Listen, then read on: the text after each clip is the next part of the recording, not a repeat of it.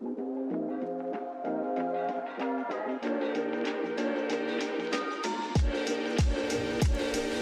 listening to the Cam Books podcast with your hosts, Cameron and Trisha McManus.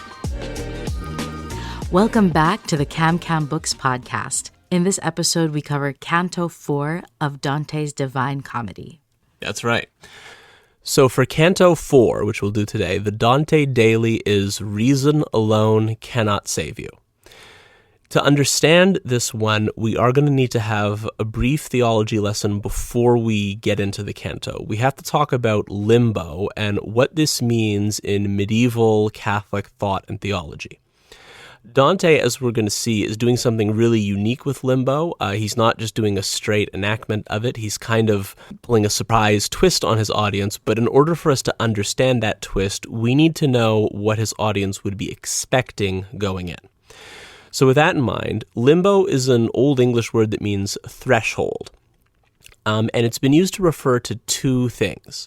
One is the state where the souls of the just, those who do love God above all things, waited for Christ to open the gates of heaven. So these would be figures like Abraham and David and Isaac and so forth. If you think in the Gospels of the parable of the rich man and Lazarus, and when the rich man dies, Christ says he goes to the bosom of Abraham.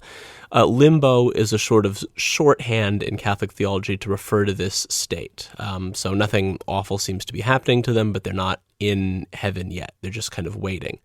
In the Apostles' Creed, when we say that Christ descended into hell, this is the place we're talking about. He doesn't go to those who've totally rejected God. He goes to where the dead are, this place, so we can call it Abraham's bosom, limbo, whatever you like. So that's one way that the word limbo was used. There was a second way it was used that was kind of distinct. It was really just being used because threshold was a good way to describe this. This was a theory among scholastic medieval theologians that attempted to answer this kind of difficult question. Given all that we've said about the afterlife, what happens if somebody dies without making any choices? In particular, what happens if someone doesn't receive baptism but commits no sins? This is the case for medieval theologians of, well, what happens to unbaptized infants? Because if we recall, hell is the chosen separation from God. You're loving something other than God for all eternity. Your will is set on that. The problem for theologians was that, if you've never really made any choice at all, how can you be kind of eternally separating yourself from God? It doesn't make a lot of sense. On the other hand, baptism is supposed to be necessary for salvation, so what would happen to a soul in this state? Now, I want to emphasize that this was on the level of a theory. It was a theory that those who before thought had a lot to recommend it, but that was how they put it. And the theory basically was that they would be in a state called limbo. That is to say that because they're not loving something that makes them miserable for all eternity, they don't suffer. They might even experience a kind of sort of purely natural happiness, but neither would they go to heaven, because only through supernatural grace can you actually properly set your will straight on God.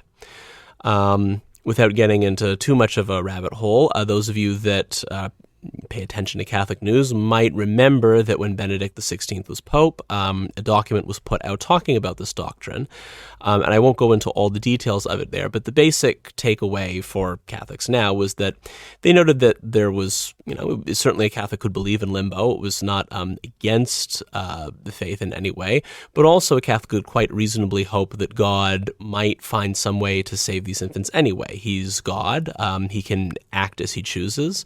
And that was the basic idea of the document. We don't have anything like a promise from Scripture, from Christ, about what happens in this case, but we certainly have very reasonable grounds for hoping that someone will be brought into heaven.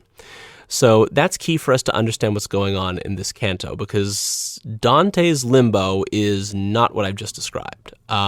This is the limbo that Dante's audience will be expecting, but Dante's going to do something very different with it, as we'll see. Canto 4. The First Circle. Limbo. Virtuous pagans and the unbaptized. The four poets, Homer, Horace, Ovid, and Lucan. The noble castle of philosophy. broke the deep lethargy within my head, a heavy thunder, so that I upstarted, like a person who by force is wakened. So we may recall at the end of the last canto, Dante passed out because he was just so overwhelmed with what's going on. So what woke him up quite suddenly was this loud crash of thunder. That's what these lines mean. And round about I moved my rested eyes, uprisen erect and steadfastly I gazed, to recognize the place wherein I was. True is it that upon the verge I found me, the abysmal valley dolorous, that gathers thunder of infinite ululations. Obscure, profound it was, and nebulous, so that by fixing on its depths my sight, nothing whatever I discerned therein. So recall where Dante did pass out was kind of just right inside the gates of hell. What he's describing now is that it's so dark that he cannot really make anything else out at all. It just seems to be a total sea of darkness. Let us descend now into the blind world, began the poet, pallid utterly. I will be first, and thou shalt second be. And I, who of his color was aware, said, how shall I come, if thou art afraid? For't wont to be a comfort to my fears. Okay, so that rather difficult set of lines means this. So Dante notices that as they're about to descend, Virgil looks pale. And Virgil says, come on, let's go down. And Dante's kind of like, well, my gosh, how can I possibly go further down, descend into the proper darkness of hell when you're afraid?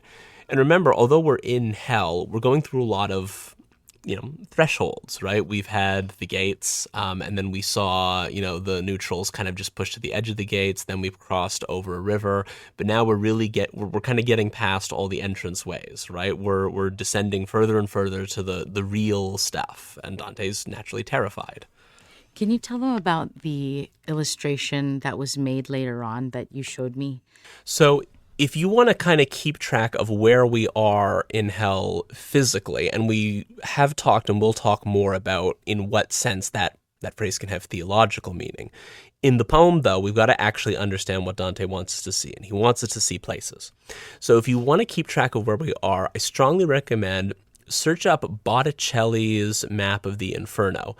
If you just search it up, it'll look just kind of like this funnel image, but you can actually zoom all the way in on it and actually see, the little images of the punishments and the various things that are going on in the circles. So we're right now at Limbo, and we're still kind of near the top of that funnel. We're still at the edge, but I would strongly recommend, if you want a visual aid to help you follow along, Botticelli's map of the Inferno is invaluable. We'll put a picture of it on Instagram so you can find it easily. Okay, here we go. And he to me, the anguish of the people who are below here in my face depicts, that pity which for terror thou hast taken. So he's saying, I'm not afraid, I just feel awful for the souls that are suffering. Let us go on, for the long way impels us. Thus he went in, and thus he made me enter, the foremost circle that surrounds the abyss. There, as it seemed to me from listening, were lamentations none, but only sighs. What tremble made the everlasting air? And this arose from sorrow without torment, which the crowds had, that many were, and great, of infants, and of women, and of men. So we're surprised here because we're expecting to hear horrible anguish, which we've already heard at the river Akron and so on. But here Dante says he just hears sighs. There's a certain sense of sorrow to them, but without any real suffering. So perhaps a consciousness of not having something, but not quite being in anguish because of that. To me the master good, thou dost not ask what spirits these, which thou beholdest are. Now will I have thee known, ere thou go farther, that they sinned not, and if they merit had, 'tis not enough, because they had not baptism, which is the portal of the faith thou beholdest. And if they were before Christianity, in the right manner, they adored not God, and among such as these am I myself. For such defects, and not for other guilt, lost are we and are only so far punished, that without hope we live on in desire. Okay, so we want to pause on this because there's kind of a lot here, and this will start to uncover our Dante daily. So Virgil initially seems to just describe limbo. He says, okay, well, these are people who died without baptism and had no sins. And so far, that wouldn't be very surprising to a medieval audience. They would know this. You get this idea in Thomas Aquinas. What's kind of eyebrow-raising is that some of these people are adults. And Virgil is saying, and I'm here too. Now, right off the bat, as we'll go through it, we'll see that Dante's doing something very unique here, because what Virgil seems to be saying is that he never committed any sins ever in his entire adult life. Neither did these other adults that Dante sees, and that they are in limbo, not for any sin, but simply because they don't have this grace of God.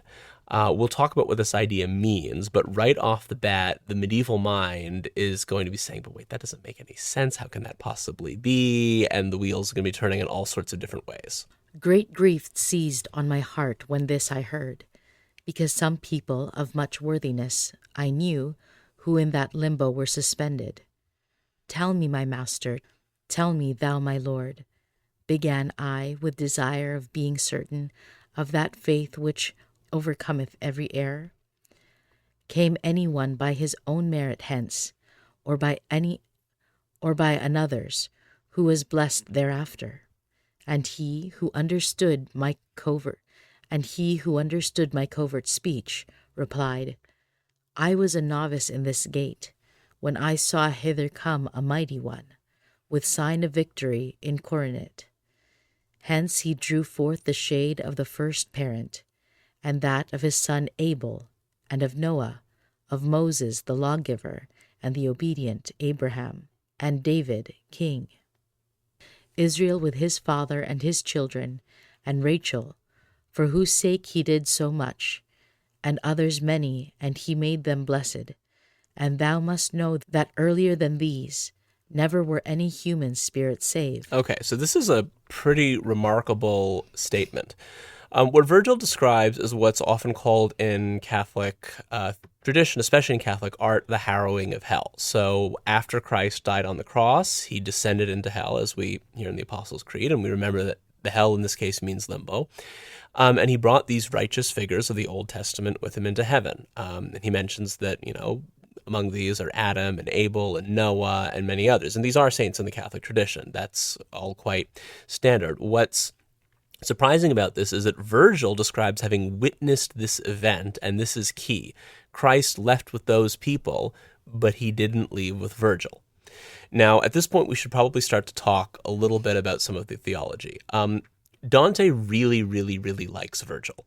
So some of us might think, does he actually seriously think that Virgil never committed a sin ever in his entire life, even though, I would say even though he wasn't Christian, but come on, even Christians don't manage that. How can that possibly be? Doesn't that kind of contradict the faith? The answer to that is that yes, it obviously does. And as we go further on, the contradiction will become even more obvious.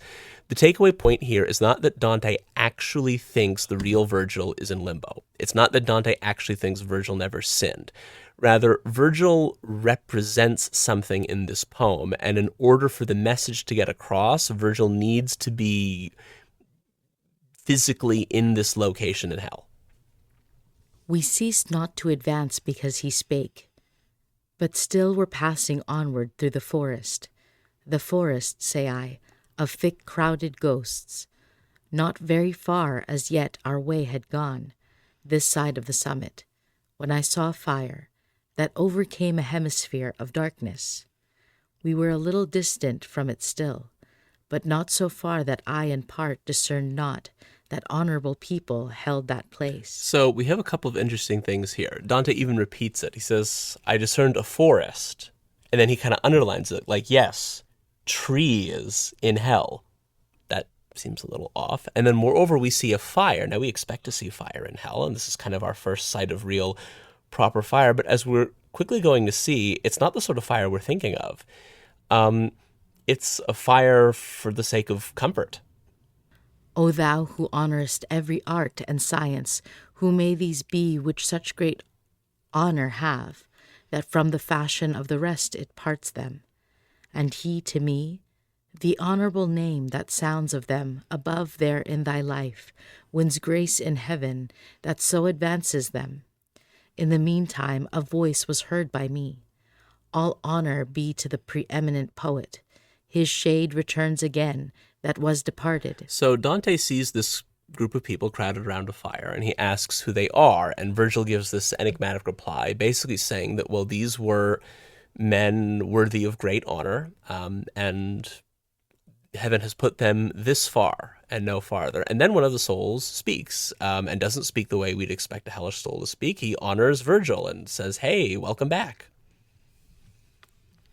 After the voice had ceased and was quiet, and quiet was, 4 mighty shades I saw approaching us. Semblance had they nor sorrowful nor glad. To say to me began my gracious master, him with that falchion in his hand behold, who comes before the 3, even as their lord. That one is Homer, poet sovereign. He who comes next is Horace, the satirist. The 3rd is Ovid, and the last is Lucan. Because to each of these with me applies the name that solitary voice proclaimed, they do me honor, and in that do well. So Virgil introduces us to some of these souls, and there are other famous poets like him. We've got Homer, we've got Horace, we've got Ovid, we've got Lucan. And then he says, that's why they greeted me, because, this is my gang. These are my buddies. This is my crew. And then with that very pagan, rational sort of pride, he says, that's why they praised me. And in doing so, they do well, right? He's like, yes, they have praised me deservedly. And that's what we do here. We praise each other as we deserve. Thus I beheld assemble the fair school of that lord of the song preeminent, who o'er the others like an angel soars. When they together had discoursed somewhat, they turned to me with signs of salutation, and on beholding this my master smiled. And more of honor still, much more they did me, in that they made me one of their own band, so that the 6th was I, mid so much wit. So Dante gets to do something that we would perhaps all like to do. He gets to hang out and have a little chat with his most favorite famous figures from history. He gets to talk to all the greatest poets that he admires. They invite him into the circle. Presumably they have a little chat. We can see in here that Dante's vision of Limbo is very pleasant. It also, if it wasn't clear before, at this point is clearly not meant to be taken as an actual statement about what the real Limbo is like. If it was vaguely plausible, and it was not at all, that Virgil went through his whole life without sinning, it is not possible that so did Homer, so did Horace, so did Ovid, and as we're going to see, the list kind of keeps on going. And when we get through the list, we'll see what the Dante daily is, because that's really what Dante wants us to take away from this, a very practical lesson for our spiritual lives.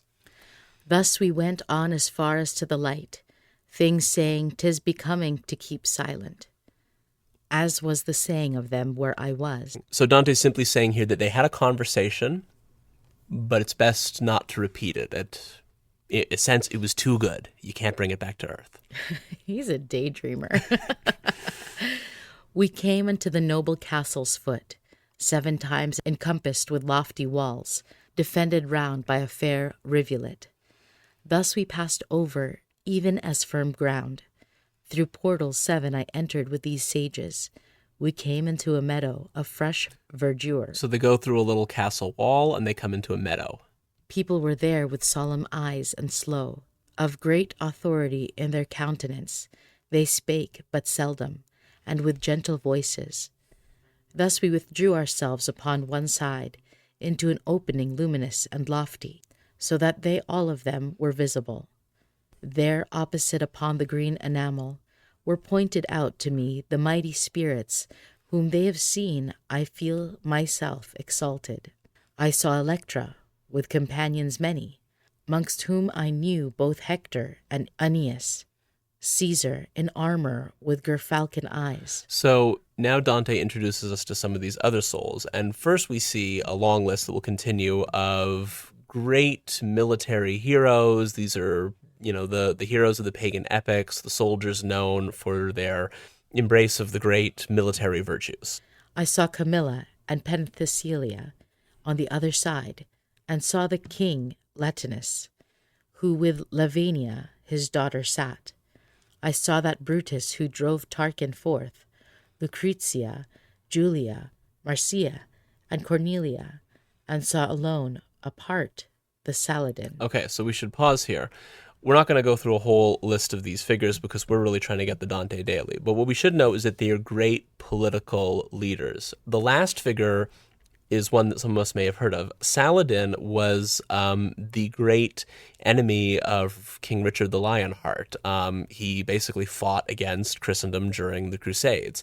It's true that he was known for his magnanimity, his chivalry, his fairness in warfare. How deserved this reputation is a sort of a matter of some not so sure among historians, but it's certainly a very common medieval idea. So we see in here, quite a lot of great military people, but even Dante will boldly put someone who's strictly speaking an enemy of his civilization. When I have lifted up upon my brows a little, the master I beheld of those who know, sit with his philosophic family.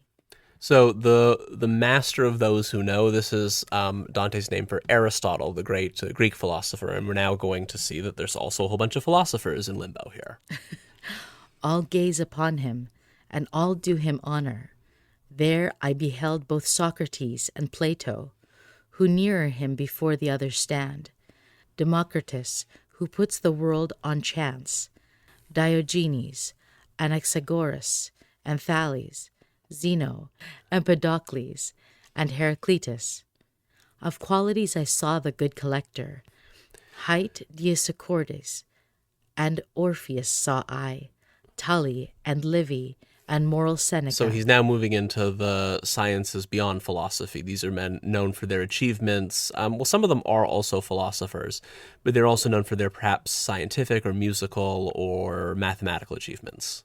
Euclid, geometrician. Wow, is that a real person? Yeah. So when we say we do geometrics? When we say Euclidean geometry, we mean the geometry of this person, Euclid, yes. Euclid, geometrician, and Ptolemy, Galen, Hippocrates, and Avicenna, Averroes, who the great comment made. So we get at the end here two more Muslim figures. So Avicenna and Averroes are philosophers and also just scholars in general, Muslims, but well regarded in the Christian world because they were scholars of Aristotle. Thomas Aquinas refers to them in the Summa. We can carry on. I cannot all of them portray in full, because so drives me onward the long theme, that many times the word comes short of fact. The sixfold company in two divides. Another way my sapient guide conducts me, forth from the quiet to the air that trembles, and to a place I come where nothing shines. Okay, so and that's the end. That's the end of this canto. Okay. So now we have to talk about what was Dante doing? Because, again, initially we're like, okay, we have unbaptized souls that never sinned. Then we have Virgil. Then we have this long list of soldiers and politicians and philosophers, many of them who quite clearly did things that it's hard to describe as not sins. Some of them even, to some extent, aware of the Christian religion. We have some Muslim figures here and so on, too. So the point, again, is not that Dante actually thinks all of those people never sinned at all and they have an identical spiritual state to an unbaptized infant or something like that. That's not really his point. Realistically, if there were a soul who had not heard of God and did set his heart on God anyway, we might expect God to save him. In fact, to slightly spoil the story a little bit, but it's a spoiler we need in order to understand what Dante's doing here. Dante's heaven isn't only full of Catholics. There are some pagans in Dante's heaven and in his purgatory. So he doesn't actually think it totally impossible that someone who, wasn't known to be a Catholic couldn't be in heaven and so forth. So really what's going on is this. The Dante daily is that reason alone cannot save you. To understand what Dante's doing with Limbo, he's really trying to make that point. What these men stand in for, Aristotle, Virgil, Caesar, they kind of mean the best you can do if you just try to follow your reason and avoid sin. And if we look at what limbo is like, well, the best you can do in that situation is something surprisingly pleasant. I mean, we'll put it this way. Ask some of your friends what they think the good place, so to speak, the good afterlife is like. There might be, an ice cream buffet. There might be a lot more beer or something like this, but they're probably actually going to describe something like this, especially if they're more academically minded. Right? You can totally understand that this will seem, at a purely earthly level, like an academic paradise. You get to talk to all the most famous, smart people who've ever lived for all eternity.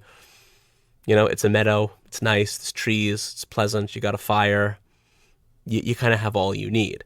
And Dante's point is that even if we could just always grapple onto reason, even if we could always just do what we knew was right, that's not heaven. It might be very pleasant. Pure, just normal earthly happiness has a lot going for it, but it's not heaven. There's a song that actually we listened to. I think it was called The Way by, what was the band's name? Fastball. So Fastball is not this song is not actually about limbo, but you can play it real quick. Yeah, well, what really stuck with me was the chorus. Taken out of context, to me, actually kind of described a bit of what is going on in limbo. Again, I was in a poetic mood. I was taking the terms to mean differently than they thought, but I think it actually might help us understand the Dante daily.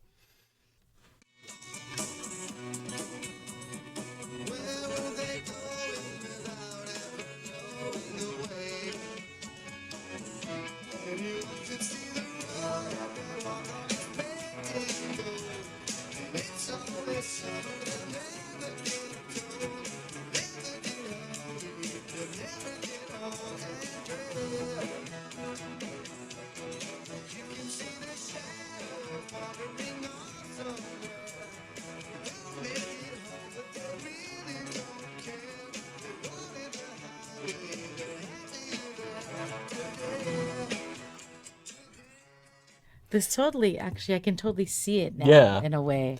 At first when you said, hey, this song would be perfect for episode 4, I thought, why not episode 3? I mean, these are the people that chase the banner. Mm-hmm. But it's not. It's not that they were chasing nothing. They did something and then kind of just, that was good enough. That, like, some endeavor, I don't know if I'm getting this right. Mm-hmm. Correct me if I'm wrong. If I'm leading us astray, stop me now. Mm-hmm. But essentially that they sought something higher.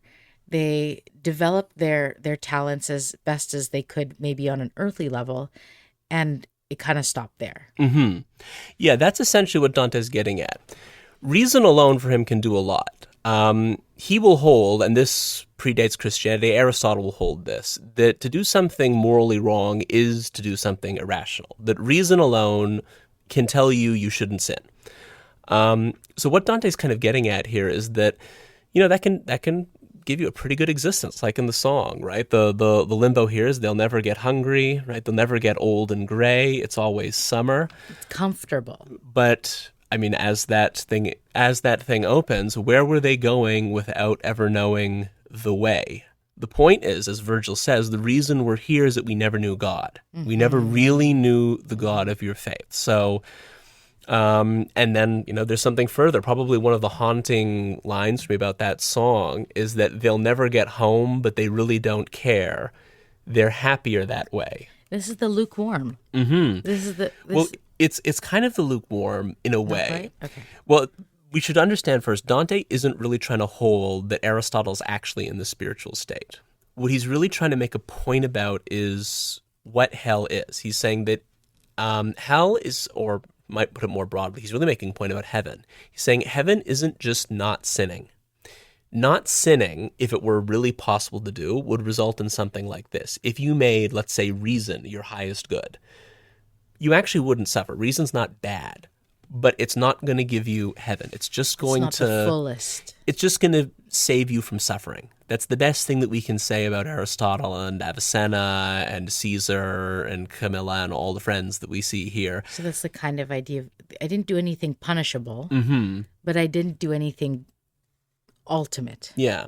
And I think this can be an occasion for a little self-reflection on our own parts. I mean, we'll put it this way. Someone like me is probably nerdy like Dante. And if I were trying to just imagine perfect earthly happiness, I probably would imagine sitting around with a lot of old people reading old books and talking about them. Other people, they might want a little more food, a little more dancing or something.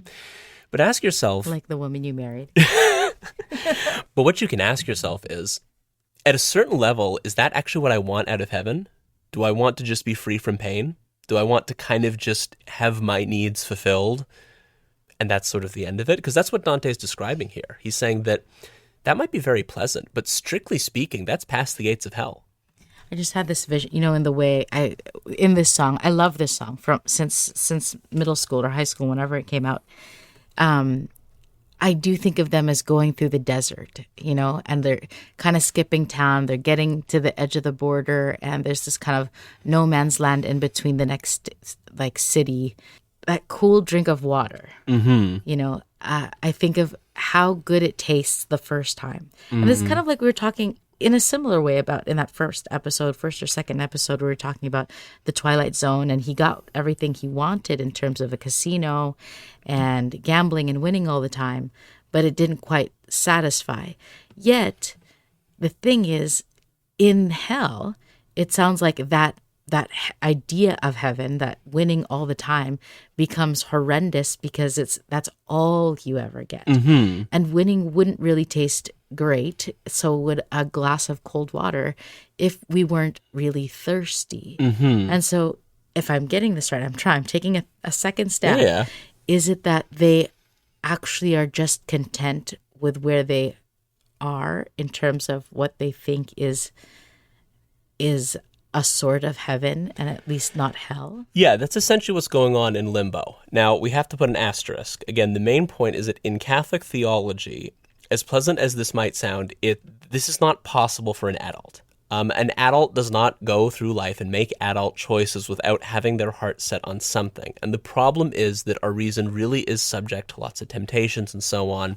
So we can't actually succeed on our own, even in just fully and properly hating sin and just loving reason alone. We need God's help for that. What Dante's getting at here is basically he's saying, but even if you could just always act rationally, that wouldn't be heaven. But the point is but it is unfortunately what quite a lot of people mean by heaven, right? What you said is exactly it, right? All the other souls that we're going to encounter in hell are chasing what they think of as the highest good. And for most of them, that fate is going to be very awfully unpleasant. It's not going to be anything like this nice meadow where you just chat with Socrates for all eternity. That's not what it's going to be like. But the idea is that even if you could somehow purify your choice and just make the best purely human choice, well, that, I guess, would only get you human happiness. That's kind of Dante's point. In a sense, what he's doing in this canto is he's introducing us to an important idea. Getting to heaven is not just about a virtuous life. It's not just about rejecting sin. It's about knowing the way, which unfortunately the people in that song don't know, right? Where were they going without ever knowing the way? It's really being with a person, being with God. That's what heaven truly is. It's not just the rejection of sin. Okay. So what's the Dante daily? The Dante daily is that reason alone cannot save you. And I know that we've taken some other references. I do want to end with one last one. If you haven't seen the movie A Man for All Seasons, I really recommend it. It's a film about the life of St. Thomas More. I won't summarize the whole thing, but it basically centers around him being very strongly tempted to tell a lie. If he tells the lie, his life will be wonderful. Everything will be fine. All wonderful glories will be showered upon him. Because he refuses to tell the lie, he can't be with his family. He's locked up in a tower, and he's going to be executed. Now, at one point in the movie, his daughter comes to talk to him while he's locked up in his cell to try to convince him to just tell the lie and come out. And as they have a long back and forth conversation, Thomas More's a great scholar. He gives all the arguments and all the reasons why you shouldn't do a thing that you know is immoral. She then says to him, breaking down, but in reason, haven't you done as much as God can possibly reasonably want? And then he said this line that has stuck with me for my entire life. he pauses and he says, well, in the end, it isn't about reason. It's about love. Ooh, I remember that line. And I remember that was the line that I started to tear up. Mm-hmm. I'm getting a little emotional now, even I'm Brett. So beautiful. Yeah, watch it if you can, if you have the time to. Summer's should be a slower time for you, hopefully, and it would be a good chance for you to watch it. But it is so beautiful to think that someone would rather be locked up, be withheld the, opportunity to see their family, let alone the son, and would so much rather do that than to lie.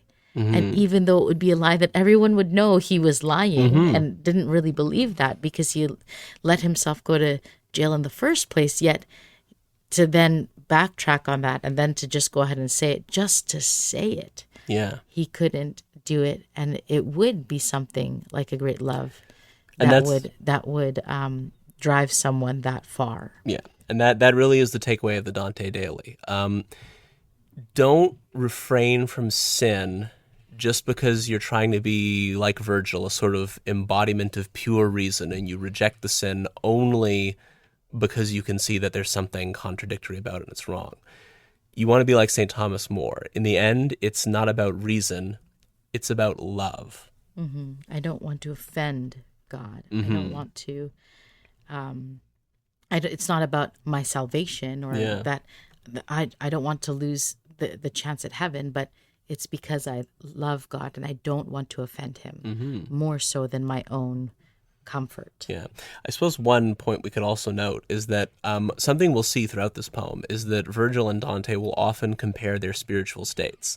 Now, real Virgil, this is not true of, but poem Virgil has never committed a sin ever in his entire life, apparently. Of course, it's not really so, but it makes a really moving poetic point.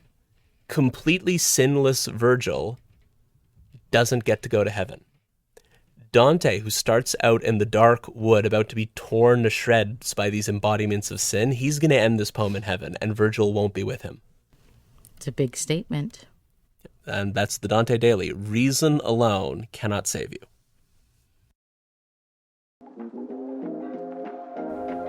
Thanks for listening to the Cam Books podcast.